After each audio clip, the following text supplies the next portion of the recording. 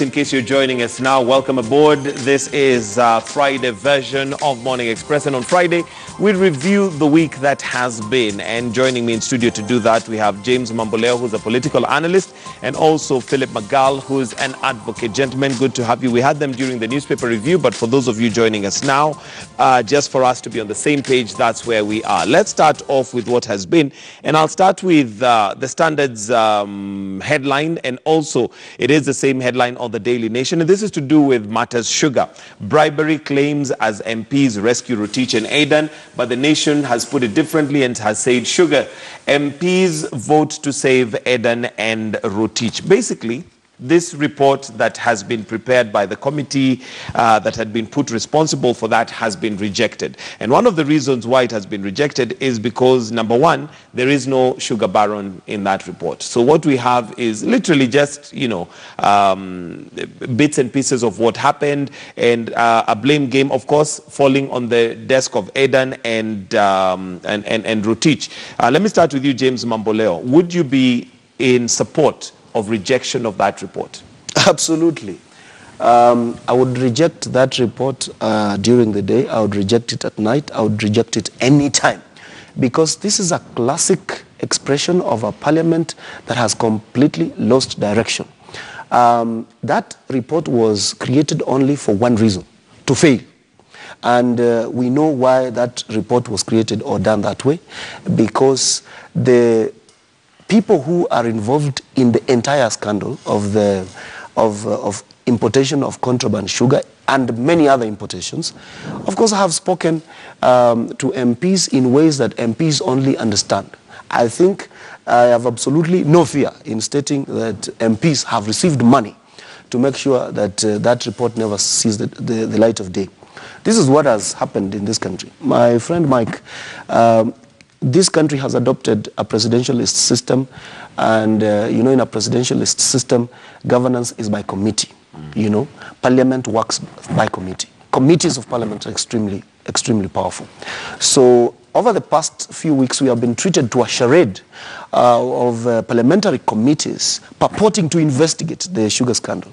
And all of us know that most of those people were doing only one thing: getting the correct information and then sitting somewhere in the background and doctoring that information so that it comes out in a manner that is not going to assist anyone. What do you think they stand to gain, number one? And number two, what is it that they're hiding, if indeed it is doctored? Because those are very strong remarks that you're making there, that it is doctored. Do you have any evidence? They are hiding the fellows who are engaged in importation of contraband sugar. Some of these fellows are extremely powerful fellows. And so what happens in such kind of circumstances is that you will find that it is not necessarily the case that some of the people who have been mentioned adversely on all our medias, you might find that those probably are not even the problematic fellows. I can tell you for sure, the case might as well be that, for instance, the Rai family is not the biggest problem in terms of contraband sugar in this country. It could be someone else, a lot more powerful and sitting somewhere. And these people have influenced the writing of that report in a manner that will make sure that they have been covered by Parliament. So when Parliament itself does an investigation, the ultimate defender of common mwananchi does an investigation and comes up with more heat than light, so that it throws into the whole question even more confusion. What is the local common mwananchi supposed to do? All right, let me bring in Phillip Miguel, and first of all get your opening remarks in regards to the rejection of the report and your thoughts.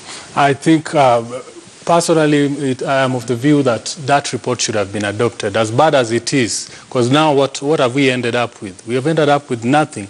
We would rather have taken that a third that was given to us than nothing at all. And to me that points to a really big problem, and that is the corruption within Parliament. We are being told that people are being given 30,000 shillings to shoot down the report. Actually 30 and 20,000 Yes, shillings. And all for what? To save two individuals. Yes, I do agree the report was already a sham by the time it got to... So why adopt a sham report? Maybe the thing to do is reject it and with the contempt that it deserves, so that we can get something that, is reasonable, that at least meets the threshold of integrity. Yes, but then we are not going to go through the process again, are we? That is the end of it. The barons have gotten away with it. The government officials who are involved in it have gotten away with it. These people have taken sitting allowances. The 38 members have taken sitting allowances amounting to millions, and they have nothing to show for it. And that is the same script that will be used by all the other committees whenever they have to handle critical and sensitive issues. For me, I would rather have taken the tiny grain of good that was in this report and run with it than having nothing at all. Now we have CS Rotich who's gotten off, we have Eden who's gotten off, and we know for sure that these people are capable and should be held to account for the wrongs that were committed in their ministries. All right, so in your opinion, where would the buck stop when it comes to this particular a controversy on sugar? Because the argument is, and I think Gladys Wanga was passing a motion on that, where we do not have any names of the barons. So fine, we have the CSs fired or whatever they would pay in terms of, paying for that, what happened. But the barons still remain scot-free. So another 3-4 years, what happens? We might just have more contraband sugar coming back, or sugar laced with, impurities. Again, I don't think the barons should go scot-free. We have investigative agencies like the DCI, KRA, who should follow up on these individuals and tell us who imported what, who imported contaminated sugar, who imported and refined and sold, distributed to the market and refined sugar. That is on the one side. Remember the other investigative agencies looking into this matter.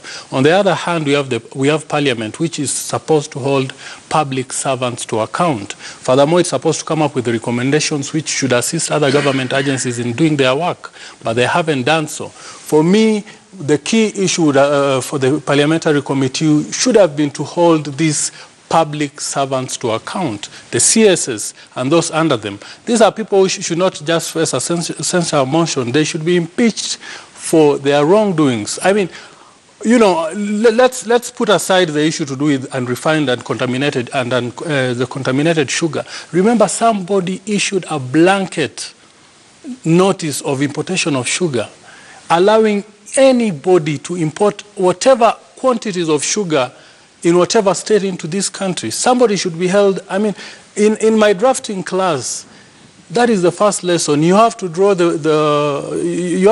boundaries of whatever it is that you are drafting. You cannot say anybody with the capacity can withdraw, import any amount of sugar, and that to me was the biggest omission. Okay, James Mamboleo, it's hearsay that the MPs received money, some 20,000 according to that article there, others 30,000 to save the 2 cabinet secretaries. If that be true, and again I say if that be true, where does that leave us in terms of the integrity of the august house? The people that are representing Kenyans who are there to ensure that our needs are taken care of. It leaves us in a very bad situation, but I wouldn't get surprised. We wouldn't be in any worse situation than we have always been. The truth of the matter is, Mike, this parliament has lost direction completely. And I don't think that parliament is that ultimate place where Kenyans would expect to get their common good protected for the just and fair government of men. Parliament is a place that a lot of people have gone to seek rent for the activities of parliament, instead of committees constituting themselves for purposes of advancing the public good. They see an opportunity in which they can summon certain persons within the executive arm of government, so that in those cases where executive members of government have taken, let's say, a bribe, to look the other side and make sure they protect certain people, then parliament goes out to also take a bit of this bribe, okay, indirectly through these officers. Now, the role of parliament is supposed to be oversight. The role of parliament is supposed to be legislation. The role of parliament is supposed to be one in which every Kenyan out there would always think that every time somebody goes rogue, parliament will actually come in and whip them into line. Now, are these parliamentarians likely to do that? The answer is no. I have not witnessed any of them being given money. but I wouldn't get surprised that any of them was actually given money to make sure they shoot down the report. However, what is important for me, and this one I might disagree with my colleague, is this. Even if Parliament has descended to the bottom of its moral action, we cannot allow a sham report to pass, because that would have been better than passing no report, okay? Because what use is it?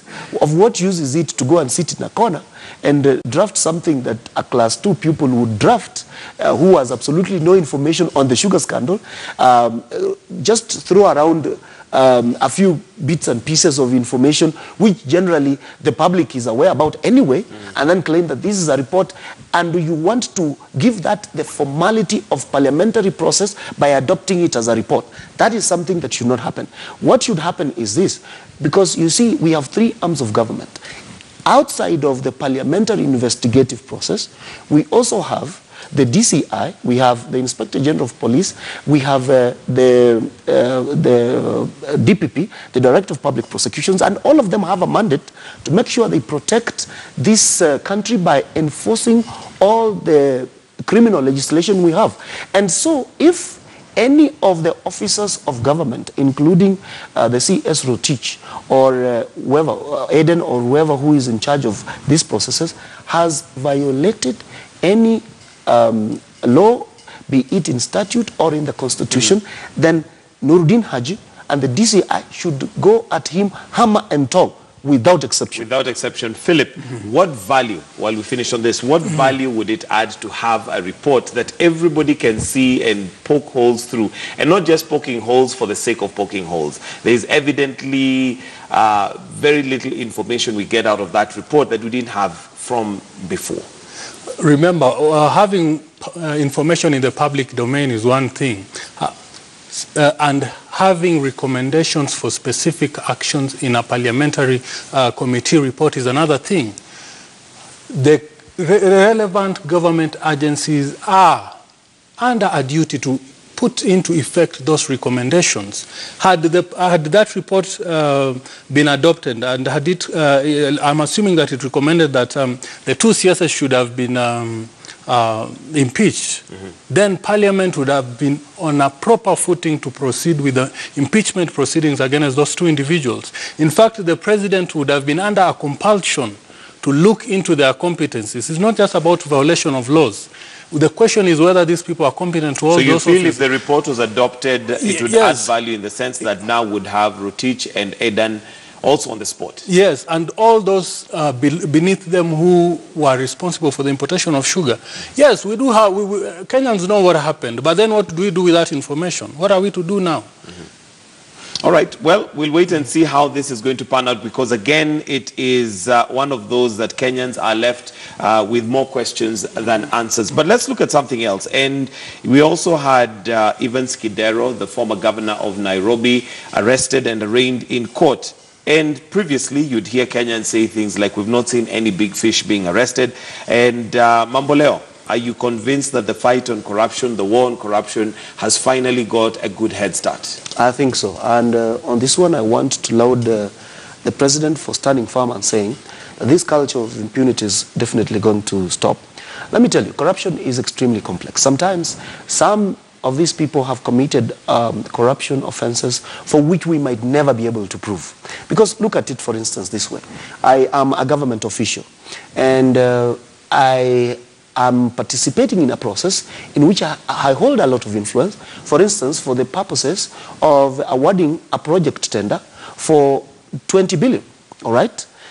Whether that project is 19 billion, 20 billion, 21 or 22 is not something that a lot of people out here are able to determine, because the entire technical process for the determination of the question of how much that project should be worth is actually left to government process itself.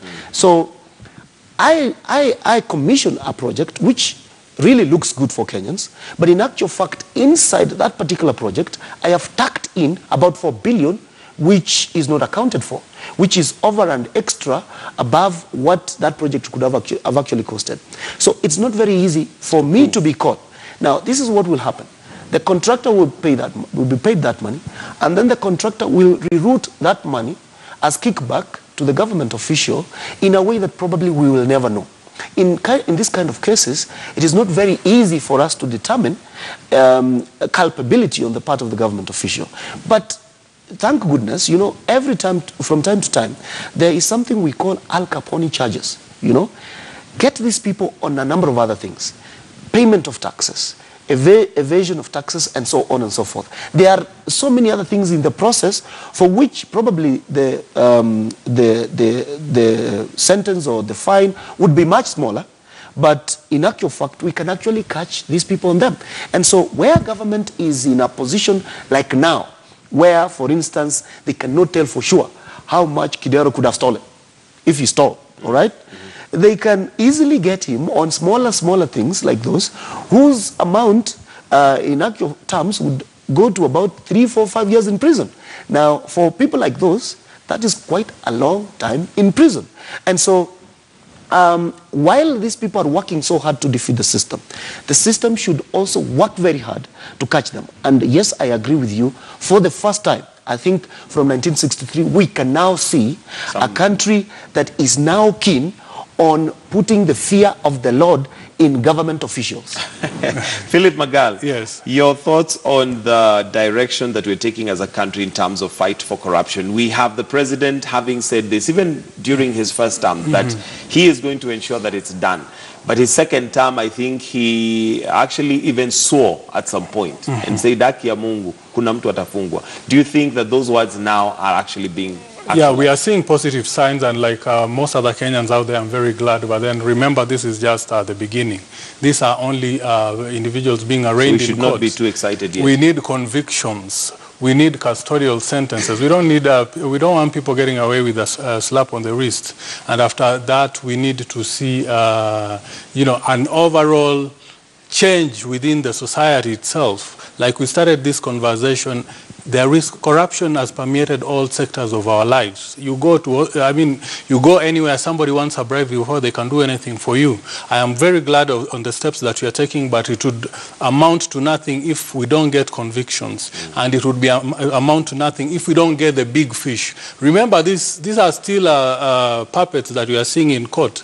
They are the puppet masters behind them. We have the kingpins behind them. And those are the people that we want to see in courts. And it goes all the way up, very, very, very high up. Like when we talk about the riparian lands and all the rest. Remember, we have the TJRC report, which is very damning, and it touches the people way at the top.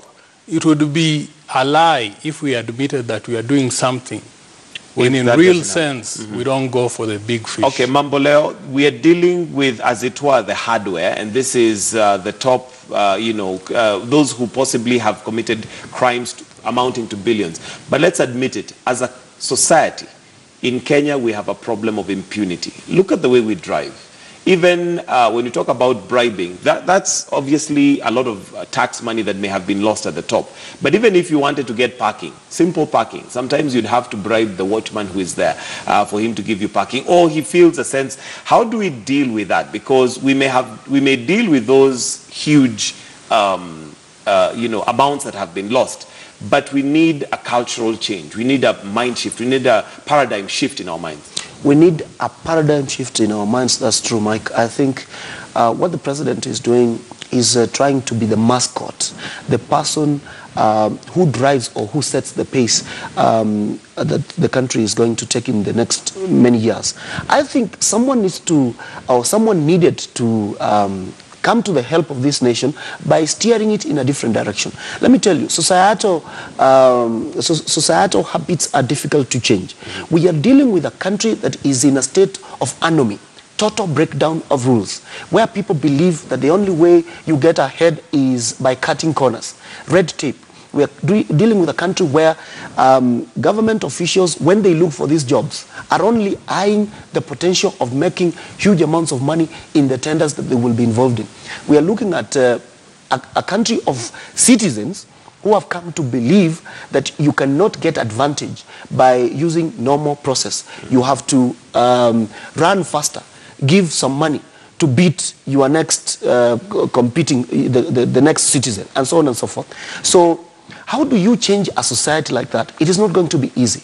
It is supposed to be a multifaceted approach in which every organization, every institution, every individual takes a role.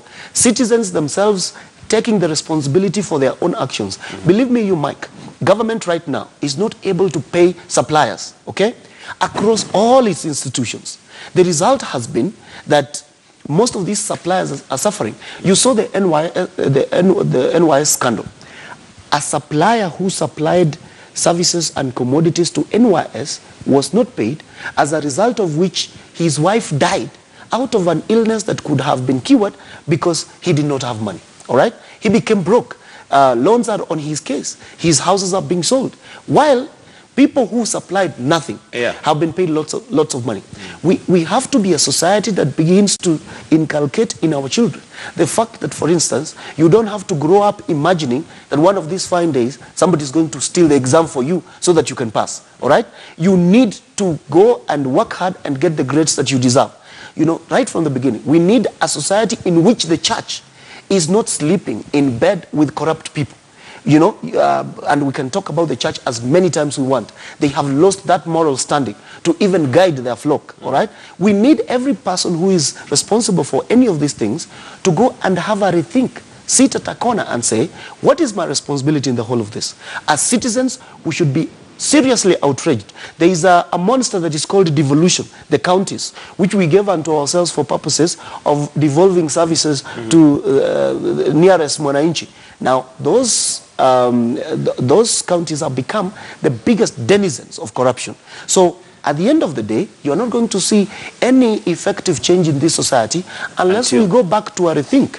And so, I'm suggesting to government, and I think the president has done something very good, rather than wait for a revolution of poor people against authorities, can you decide and lead this process nicely in such a way that along the way, society changes, even if it's bit by bit, instead of us hurtling towards self-destruction in an abyss that we are never going to recover. All right, and still, as we look at the demolitions that are taking place, and I'm told that Nakumatt UK is actually being demolished as we speak, but we're going to have those pictures coming up very shortly. But again, this speaks to the same problem, impunity. If we were to put one word, it is impunity. Whether it is at the level of the developer, whether it is at the level of the government that you are saying that should be held culpable, whether it is at the level of officials of NEMA or the water, the WTA, your thoughts on how we can deal with this as a society, because we definitely need a paradigm shift starting from the top all the way to the bottom.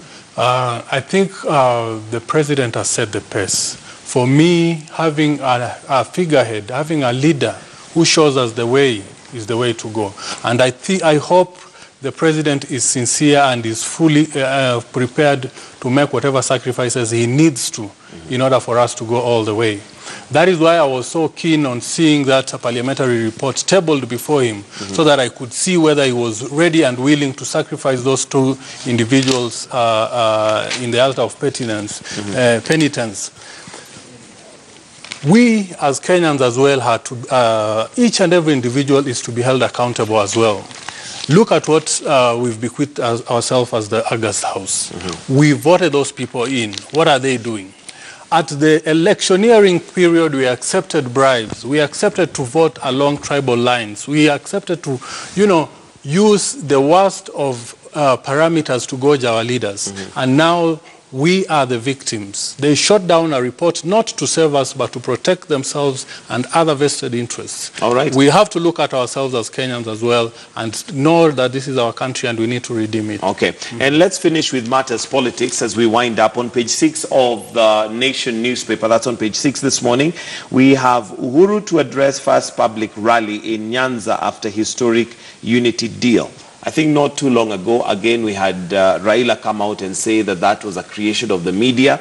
It was fake news. But here we are again being told that he is going to be addressing the people of Nyanza, the president. And of course, this is following through with the handshake. Mamboleo, what value does this add in terms of uniting Kenyans? We know one of the things that is very contentious in this country is the question of elections, and it is based mainly because it is on ethnic and tribal lines. Let's give this some background. Mike, we've been here many times discussing the political situation in this country, especially in the aftermath of the presidential election, the first presidential election on 8th of August 2017, and the ensuing fresh presidential election of 26th of October 2017. And you know that the context of the background in which this election was conducted is that a huge section of Nyanza rejected the election, and they did not participate because Raila Odinga opted to pull out of that fresh presidential election. Now, you remember that citizens of that part of the country barricaded the roads. They resisted the trainings of the IEBC, and the IEBC, sitting as a commission, decided that this was the kind of environment in which an election would not be held. And in actual fact, in most parts of the 4 counties of Nyanza, that is Migori, Siaya, Homa Bay, and Kisumu, the fresh presidential election was not held. The ensuing political situation was dire, affecting Kenyans in a very fundamental sense. The economy was on a nosedive, and we are still feeling the effects or the after effects of that economic downturn. Now, what do we make of this question of the president going to address citizens of Nyanza alongside the former prime minister? The first thing that we must say is that I think it's a good thing that the handshake happened. And I think it's a good thing that we must appreciate that the president, yes, is a president of the entire country, and he is entitled to visit any part of this country, including the areas in question. However, because of the political background, it becomes almost impossible for the president to have a meaningful engagement with the people of Nyanza at a certain point. And we saw earlier on you running a clip of the former prime minister saying that, you know, former and late president of South Africa used to handshake with de Klerk, who was the leader of the opposition and who had been the president of the oppressive apartheid regime for a very long time. And I hope that Prime Minister Raila Odinga is sincere together with the president as they do this. Because what does this mean? It means that the political tension that we have witnessed in this country over the last couple of years is going to end, so that government and the opposition can now focus on the main issue. You have seen the president has said he wants to deal with the Big Four agenda, universal housing, universal healthcare, housing, manufacturing, and